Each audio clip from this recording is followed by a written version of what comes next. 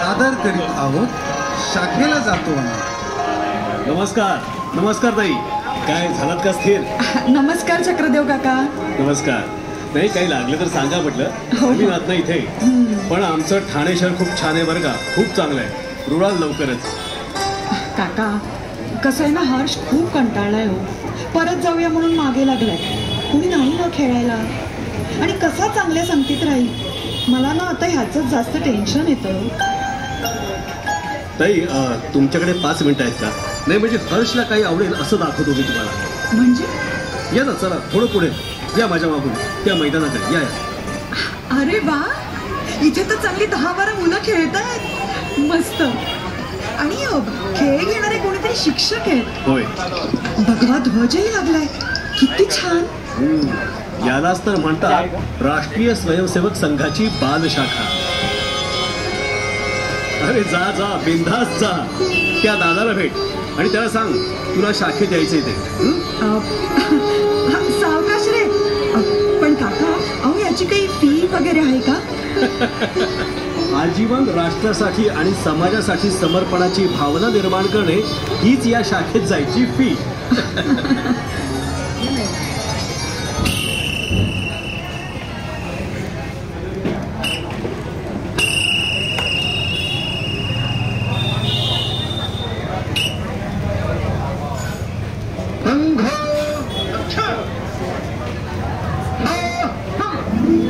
काय हर्ष, आवडली का शाखा? काय हर्ष, संघाच्या संचलनाला जाणार आहेस की नाही? अरे संघाचा गणवेश तयार करणार की नाही?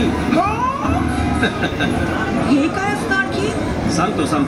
अहो आपण ज्या वस्तीत राहतो त्या वस्तीत आपली एकजूट दिसावी, म्हणजेच आपल्या समाजाची एकजूट दिसावी.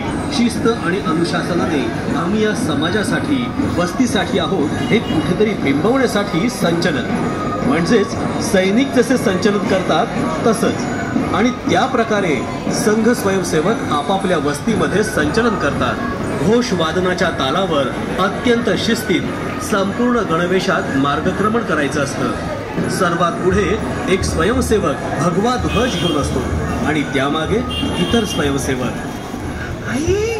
आई मी पण जाणार. जा, तुला कोण अडवणार?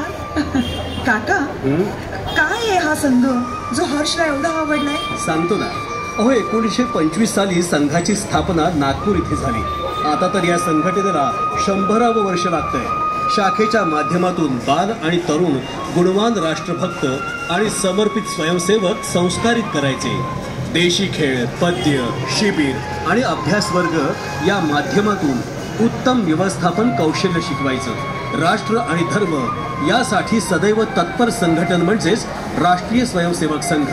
कुठलंही सामाजिक सेवा कार्य असो किंवा आपत्ती असो, वैयक्तिक आयुष्य बाजूला सारून स्वतःला तन, मन आणि धनाने झोकून देतात ते स्वयंसेवक.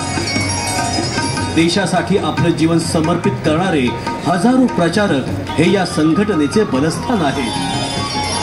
डॉक्टर हेडगेवार यांनी नागपूर इथे सुरू केलेल्या या रोपट्याचा आज महावृक्ष करण्यात दुसरे सरसंघ चालक पूजनीय गुरुजी आणि त्यानंतरचे सर्व पूजनीय सरसंघ चालक कैलासवासी बाळासाहेब देवरस, रज्जू भैयाजी, सुदर्शनजी तसेच विद्यमान पूजनीय सरसंघ चालक आणि त्यांच्या असंख्य सहकार्यांचा यात सिंहाचा वाटा आहे. आपले पंतप्रधान श्री नरेंद्र मोदी देखील संघाचे स्वयंसेवक आहेत बरं का. माझ्यासारखे अनेक जण आपापला प्रपंच सांभाळून देश आणि धर्म यासाठी आयुष्यभर भगव्या झेंड्याला गुरुस्थानी ठेवून काम करत आहेत.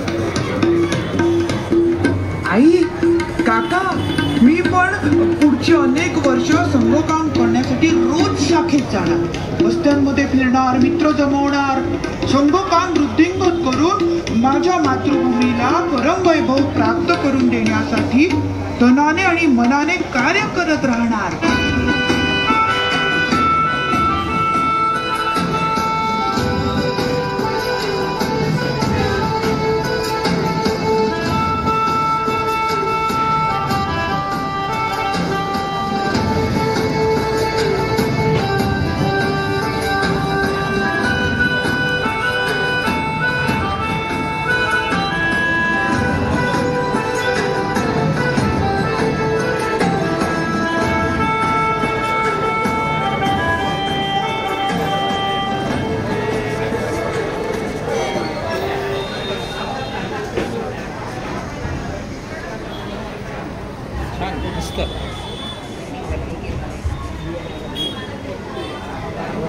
पण हे सर्व मस्त मस्त कल्पना आहे.